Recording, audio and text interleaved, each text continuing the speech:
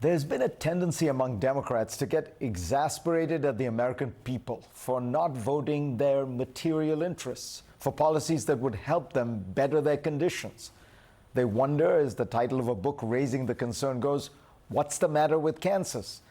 And what they really mean is, what's the matter with America? But in recent years, a growing body of scholarship has shown that people don't tend to vote rationally, but rather use voting to express themselves in emotional, ideological, and moral ways.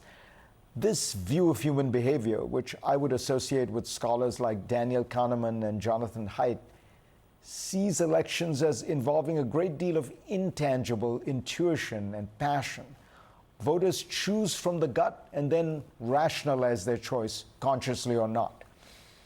Kamala Harris's campaign seems premised on this latter intuition-based approach. Ever since she became the presumptive nominee of the Democratic Party, Harris has run a remarkably focused and disciplined campaign, one that seems deliberately light on substance and high on feelings. You don't see the dozens of policy papers that were a hallmark of Hillary Clinton's 2016 campaign. Harris has not yet given extensive interviews or done press conferences, which would force her to detail her positions on specific issues. And we have an election to win. Instead, she has introduced herself to the American people in entirely human terms, presenting herself as a dynamic, warm, funny, and optimistic person. You think you just fell out of a coconut tree? It's heavy on vibes, and so far, it seems to be working.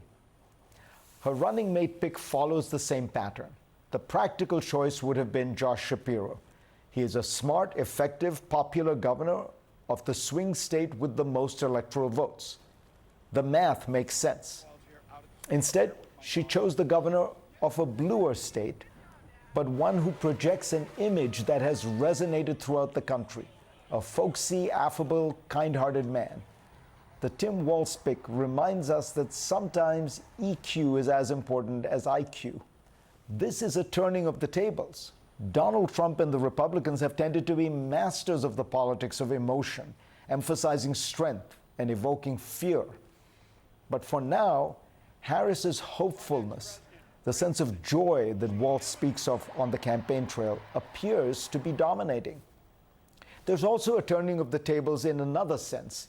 In every presidential election over the past 3 decades until 2020, the Democrats, now the party of the college-educated class, nominated someone who had a degree from Harvard or Yale at the top of the ticket.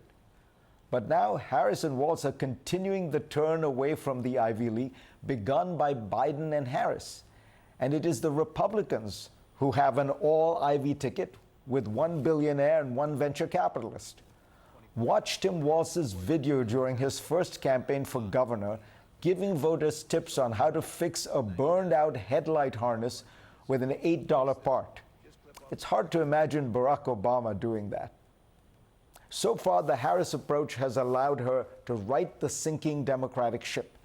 Solidly blue states that had turned into potential toss-ups are now back in the blue column. She's leading Trump in some national polls and is effectively tied in the swing states. But this momentum probably has a ceiling. America is evenly divided. Since 2000, presidential elections have been close-run affairs with the exception of Obama's wins. It seems likely that this one will also be decided by a few 100,000 votes in Pennsylvania, Michigan, Wisconsin, Arizona, Georgia, North Carolina, and Nevada. To prevail, Harris will have to start filling in the substance of her campaign. The Democrats' biggest strength is the issue of abortion, and she has been eloquent and effective on it. Their biggest weakness is immigration, which galvanizes Republicans and even some independents. Harris has been speaking much more about that than Biden did, and she's been given a gift by Donald Trump. When he forced Republicans to abandon the bipartisan immigration bill that was basically a Republican wish list, he gave the Democrats an escape hatch on the issue. Rather than having to defend their decidedly weak and hapless stand on the collapse of the asylum process, they could now simply point out that they supported a bipartisan tough crackdown at the border, and Trump did not. Harris has already said she would try to pass this bill if she wins, and she should go further by pledging to junk the entire asylum system and build a new one. We live in a different world from when that system was created, and our laws must reflect the reality that there are now millions of asylum seekers across the world. Will the Harris strategy work? It's early still, and it will be a tough, close contest. She has real vulnerabilities, but so far, she has chosen a somewhat unusual path that could pay off in November. Go to cnn.com/Fareed for a link to my Washington Post column.